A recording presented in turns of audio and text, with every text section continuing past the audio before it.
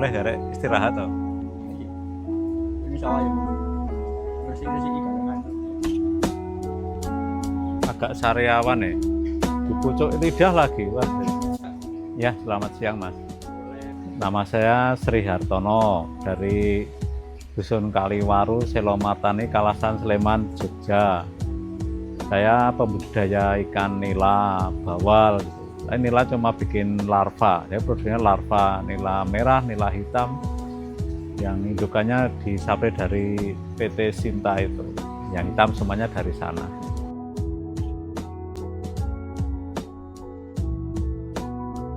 Saya sebagai P2MKP juga Pusat Pelatihan Mandiri Kelautan dan Perikanan. Jadi di sini kalau ada program pelatihan dari pemerintah itu ya ditempatkan di sini, dari masyarakat sekitar ke sini, dari sekolah yang magang-magang mahasiswa itu juga sering ke sini. Dan kita tiap tahun sudah rutin ada yang magang di sini.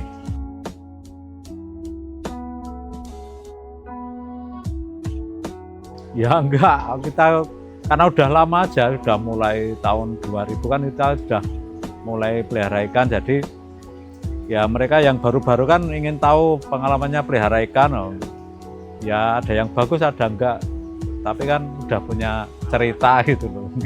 Ya udah 25 tahun, saya 2000 udah mulai pelihara ikan secara komersial. Kalau sebelumnya dari awal memang sudah pelihara ikan tapi belum sebagai sumber penghasilan, ya bantu-bantu orang tua. Saya lihat juga di kolam apa nih? Oh itu kolam kita kan lahan kita terbatas, kolam kita kecil-kecil. Terus indukan kita itu harusnya kolamnya lebar, tapi kita tambah kincir itu nambah oksigen, jadi kepadatan ikan tuh bisa ditambah. Harusnya itu 2 kolam dijadikan 1 kolam. Tapi dengan nambah kincir untuk nambah oksigen, jadi kebutuhan oksigen ikan itu tetap cukup walaupun kolamnya sempit dan produknya tetap bagus. Tapi kalau nggak ditambah kincir ya kita nggak bisa produksi dengan baik karena kurang oksigen. Nanti pas ngeram itu daya tetas telurnya dikit dan nanti hasilnya juga dikit. Nambah kincir dikit hasilnya berlipat gitu. Bisa produktif, okay. Itu kita isi 800 ekor. Itu kan cuma 250 sampai 300 meter. Harusnya cuma 1 paket itu 400 ekor itu. Tapi kita isi 800 ekor.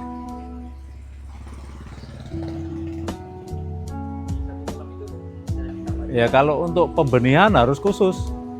Pembenihan nila merah ya harus merah semua, hitam khusus hitam. Kalau merah itu kan dicampurnya jantan sama betina. Misalnya betina 1, jantan 1, betinanya 5 atau 4 gitu. Jadi 1:4. Jadi boleh diceritain lagi Pak yang tadi dari awal. Kalau ya indukan nila itu memang misalnya 1 kolam itu 1 paket. 1 kolam itu sebelum dimasukin induk harus steril. Jadi air masuk harus difilter, jangan sampai ada ikan lain walaupun larva yang ada di situ. Nanti kalau udah besar jadi predator. Setelah diisi air, steril, induk baru dimasukkan. Kita pelihara sekitar 2 minggu nanti sudah keluar larva. 2 minggu keluar larva, kita ambil larva itu selama seminggu. Larva udah habis, kolam kita bersihkan lagi, indukannya juga kita angkat.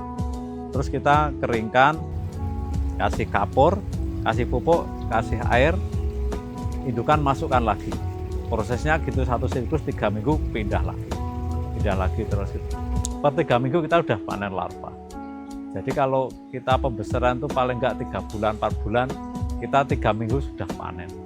Dengan hasil yang enggak kalah dengan pembesaran. Kalau untuk kasih makan ikannya gimana Pak? Ya seperti pembesaran biasa itu cuma 2 kali sehari. Ya pagi jam 8, jam 9, sore jam 3 itu. Laju kita pakai laju gitu. Rata-rata laju. Tapi kita tambah dengan probiotik. Pakan kita tambah probiotik. Ya. Apung ya, kita pakai pakan apung biar kita bisa mengontrol pakan itu habis dimakan enggak gitu. Kalau tenggelam kita enggak tahu pakan itu habis enggak gitu. Kalau apung kan kelihatan. Jadi pakan induk itu ya kalau nyisa juga nggak bagus, kurang juga nggak bagus. Nah, untuk bisa tahu itu ya harus apung itu. Jadi saya lihat ada ikan bawal juga ya Pak. Bawal banyak. Produksi kita yang pertama memang bawal. Kita punya indukan, terus kita produksi sendiri juga, kita tebar, nah kita panen. Tapi cuma tiap hari Minggu kita buka bibit bawal. Karena kalau tiap hari belum mencukupi, produksi kita masih terbatas, jadi permintaan masih terlalu tinggi. Misalnya panen seminggu sekali aja, nunggu yang urutan berikutnya besar, nunggu lagi seminggu lagi. Kalau tiap hari udah habis nanti sekali panen. Itu ada perbedaan sistem perlakuannya bawal sama nila. Beda, kalau bawal kan kita pakai injeksi, kita pakai hormon perangsang biar mau kawin, mau mejah gitu. Kalau nila enggak, alami aja. Asal kita campur udah bertelur sendiri. Kalau bawal ya harus disontek, dikasihkan apa, telur kita ambil, kita kasihkan inkubator selama seminggu baru kita tebar. Kalau nila dilepas sudah keluar larvanya sendiri. Jadi Bapak bilang ada nila merah dan nila hitam. Kalau nila merah itu kebutuhan di Jogja itu memang nila merah, nila hitam nggak ada yang mau beli di sini tuh. Tapi kita kan dari sintetik kasih nila hitam untuk dipasarkan ke daerah Jawa Timur dan Jawa Barat gitu ya banyak. Jadi ya kalau di sini nggak ada, makanya kita produksi yang paling banyak merah untuk memenuhi kebutuhan daerah Jogja sini. Dan itu nggak boleh dicampur nila hitam sama merah, nanti hasilnya juga nggak bagus juga warnanya tapi. Karena sini maunya yang merah mulus. Kalau hitam, daerah Jawa Barat, Jawa Timur ya maunya hitam mulus itu, enggak ada kecampuran gitu.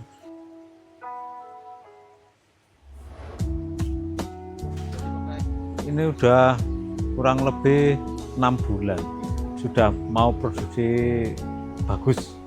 Kemarin belum besar tak induknya, sekarang udah mulai besar-besar dan mulai produksi bagus. Ya bagus, enggak hanya lumayan, bagus. Produksinya sudah mulai banyak.